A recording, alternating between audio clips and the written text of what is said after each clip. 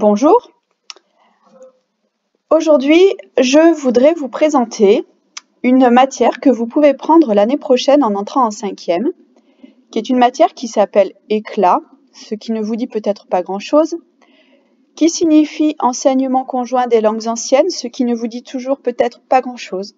En fait, il s'agit d'étudier le latin et le grec. Le latin, c'est la langue qui était parlée par les Romains il y a 2000 ans, et le grec, c'était la langue parlée par les Grecs il y a 2500 ans environ. De ce fait, lorsque je vous dis ça, vous allez me dire ces langues ne sont plus parlées. Certains d'entre vous donc connaissent l'expression langue morte. Effectivement, ce sont des langues mortes, c'est-à-dire des langues que plus personne ne parle et qui ne changent plus. C'est-à-dire que vous savez qu'une langue se modifie avec le temps. Le langage qu'on parlait, le français qu'on parlait au siècle dernier n'est pas le même que celui qu'on parle aujourd'hui. Eh bien, le latin et le grec, eux, sont des langues mortes, c'est-à-dire qu'ils ne changent plus. On les apprend tels qu'ils étaient parlés il y a 2500 ans ou il y a 2000 ans. De ce fait, souvent vous me posez la question, mais alors pourquoi apprendre ces langues qui ne sont plus parlées nulle part? Quel est l'intérêt? L'intérêt, il est que, en fait, ce sont deux peuples, les Grecs et les Romains, qui ont beaucoup apporté à la Gaule, c'est-à-dire à ce qui était la France avant. Notre pays est très influencé par ces deux langues, que ce soit dans notre langue utilise de très nombreux mots qui viennent du latin et du grec. 80% de notre vocabulaire vient de mots latins. Ensuite, on a un plus faible pourcentage de mots qui viennent du grec. Donc, nos mots viennent du latin et du grec. Nos habitudes, pour certaines, viennent aussi d'habitudes grecques ou romaines. Par exemple, lorsqu'on serre la main à quelqu'un, on serre toujours la main droite. Chez les Romains, la main gauche représentait le côté du mal. Et de ce fait, lorsqu'on serre la main à quelqu'un et qu'on serre la main gauche, c'est un peu comme si on lui donnait la main du mal. Si vous vous promenez, alors en ce moment c'est un peu compliqué, d'accord, mais si vous vous promenez, vous allez voir aussi dans la nature ou dans les villes de nombreux bâtiments qui datent de l'époque des Romains, à Arles, à Vaison-la-Romaine, à Orange, même à Saint-Chamas, vous avez le pont Flavien que vous connaissez tous pour la plupart, qui a été construit il y a 2000 ans par les Romains.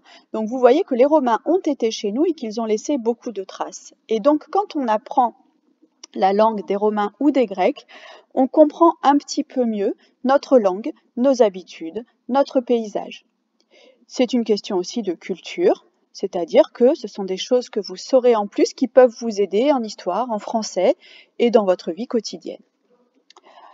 Pour vous prouver tout ce que je vous dis, je vous ai donc préparé quelques petits exercices que nous allons regarder ensemble, que vous avez dû faire seul ou pour certains avec moi en classe virtuelle.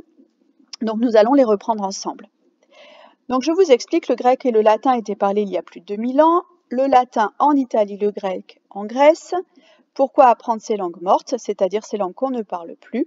Les Romains et les Grecs nous ont laissé beaucoup de vestiges, des monuments, des mots, des habitudes. Voici quelques activités qui vont vous le faire comprendre.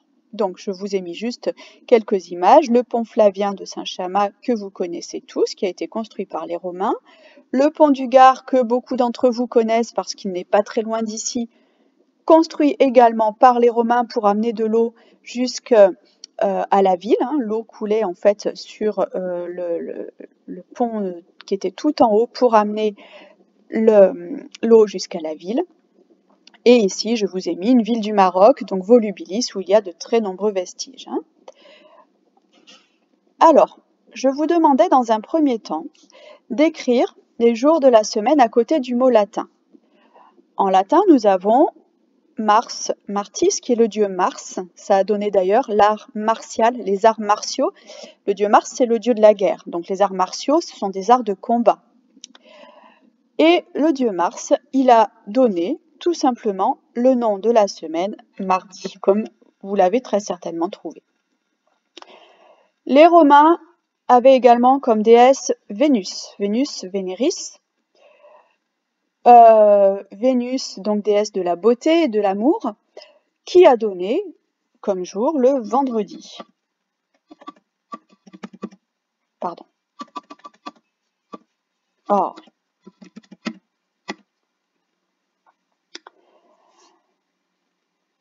Lorsque vous observez la lune, en latin c'est luna, lunae, donc la lune, eh bien la lune, vous le reconnaissez facilement, c'est la déesse du lundi, puisque pour les Romains, la lune est une déesse. Il faut savoir que les Romains avaient 30 000, 40 000, 50 000 dieux, on ne sait pas exactement, mais c'est déjà énorme. Donc Luna, c'est la lune, et elle a donné le lundi. D'ailleurs, en anglais, vous dites Monday, et moon, en anglais, c'est la lune. Donc vous voyez bien que même en anglais, on a repris cette idée que le lundi est le jour de la lune. Jupiter, ou Iovis, qui est donc le roi des dieux, lui, il a tout simplement donné jeudi.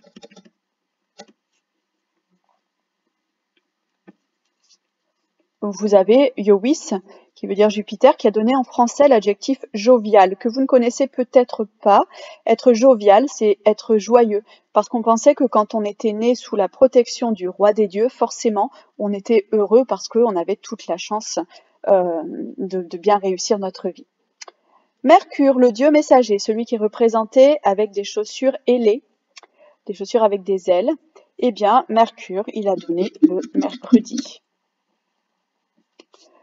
Ensuite, en latin, alors là, ce n'est plus un dieu, c'est le maître de la maison, Dominicus, qui veut dire le maître, et aussi donc le Seigneur, et c'est donc le jour du Seigneur, qui est le dimanche. Et enfin, le sabbatum, qui est le jour du repos, qui est le samedi. Vous remarquez que tous les noms de la semaine se terminent par di, mardi, vendredi, lundi, jeudi, mercredi, samedi, et dimanche, on retrouve le di au début du mot, parce qu'en latin, dies veut dire le jour, tout simplement. Donc c'est le jour de Mars, le jour de Vénus, le jour de la Lune, etc. Et d'ailleurs, en anglais, vous retrouvez day à la fin, hein, Sunday, Monday, Tuesday, etc. En italien, vous retrouvez le di à la fin, lunedì, martedì, mercoledì, etc. Donc vous avez toujours cette idée du jour que l'on retrouve avec di, dies, et dans l'adjectif diurne en français qui s'oppose à nocturne. Nous avons des oiseaux nocturnes, des oiseaux qui vivent la nuit, et des oiseaux diurnes, des oiseaux qui vivent le jour. Voilà pour ce premier exercice, donc vous constatez que nos jours de la semaine sont issus de mots qui sont tous des noms latins, pas de noms grecs. Alors pour les noms grecs, je vous ai dit que beaucoup de mots venaient du latin, 80%, et beaucoup moins venaient du grec. La plupart du temps, les mots qui viennent du grec, ce sont des mots qui sont scientifiques ou techniques. C'est une langue plus difficile pour nous, plus éloignée de nous, parce que nous avons gardé les mots grecs pour former des noms techniques ou scientifiques. Vous remarquez que l'alphabet grec est différent de l'alphabet latin, de notre alphabet. Regardez ici, hein, vous voyez que c'est un alphabet que vous ne connaissez pas. Si vous faites du grec l'année prochaine, vous apprendrez cet alphabet. Au début, on se dit « Ouh là là, je n'y arriverai jamais », mais dans la réalité, avec un petit peu d'entraînement et de patience, on finit par y arriver. Et après, on ne se rend même plus compte que l'alphabet n'est pas notre alphabet courant. Donc ce mot-là se lit planétès. Planétès en grec signifie errant, vagabond, celui qui est toujours en train de se promener, qui ne sait pas vraiment où il va. Et vous avez bien sûr trouvé en français le mot qui vient directement de planétès, c'est le mot planète. Pourquoi ? Parce que pendant longtemps, on ne savait pas vraiment où allaient les planètes, et puis elles erraient dans le ciel, elles se promenaient dans le ciel. Ensuite, vous avez ce mot-là qui se lit gala, je vous les mets entre parenthèses à chaque fois, gala qui veut dire le lait. Et cela a donné le mot français, je vous ai mis l'image ici, galaxie. Alors, vous allez me dire, mais quel est le rapport entre le lait et la galaxie ? C'est une légende qui part en fait d'Hercule. Hercule est le fils de Zeus, mais Zeus a eu ce fils avec une femme qui n'est pas son épouse. En fait, Zeus, il a la fâcheuse manie d'aller séduire des femmes mortelles et il a donc eu un enfant avec une autre femme. De ce fait, la femme de Zeus, Héra, n'est pas très contente forcément et elle refuse de donner son lait à cet enfant de Zeus, pardon. Sauf que Zeus voudrait que ce fils, qui s'appelle Hercule, devienne immortel, puisque la première caractéristique des dieux, c'est d'être immortel. Mais pour être immortel, le dieu doit boire du lait d'une déesse, donc le lait d'Héra en particulier. Héra refuse de donner son lait à Hercule, et donc Zeus va trouver une ruse, parce qu'il aime bien faire ce qu'il aime, ce qu'il veut. Et pendant que Héra est endormie, il va déposer son enfant Hercule au sein d'Héra. Et donc Hercule va commencer à téter, à boire le lait d'Héra. Héra va se réveiller. Voyant cet enfant, elle va le prendre et le jeter, sauf que le lait continue de gicler. Et on raconte que c'est ce lait qui a giclé dans l'univers et qui a formé cette grande trace blanche dans le ciel, qui est donc une trace de lait, d'où le mot galaxie, puisque gala veut dire le lait. Évidemment, tout ça, ce sont des légendes, mais les Grecs ne savaient pas ce qu'étaient ces traces blanches, et donc ils trouvaient des légendes pour expliquer tout ça. Et ça, en grec et en latin, on étudie énormément d'histoires qui cherchent à expliquer des choses qui semblent inexplicables. Le mot suivant, c'est commet. Commet signifie la chevelure. La chevelure, on a un petit peu de mal à voir quel mot ça a pu donner. En réalité, c'est le mot qui désigne ce phénomène-là, la comète. Pourquoi? Eh bien, si on voit l'image, on comprend tout de suite. On a l'impression qu'il y a ici un caillou ou quelque chose, et derrière, une longue chevelure qui traîne.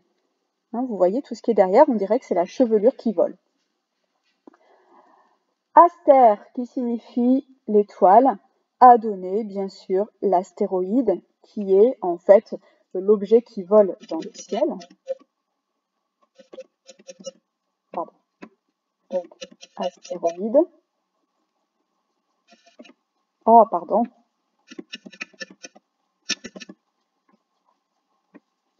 Et enfin, atmos, qui signifie la vapeur, et qui a donné l'atmosphère, puisqu'on dirait ici que c'est une grande couche de vapeur qui se trouve sur le dessus de la Terre. Voilà, je vais arrêter ici cette première vidéo parce que les vidéos trop longues sont compliquées à mettre en ligne et je vous retrouve tout de suite pour les exercices suivants.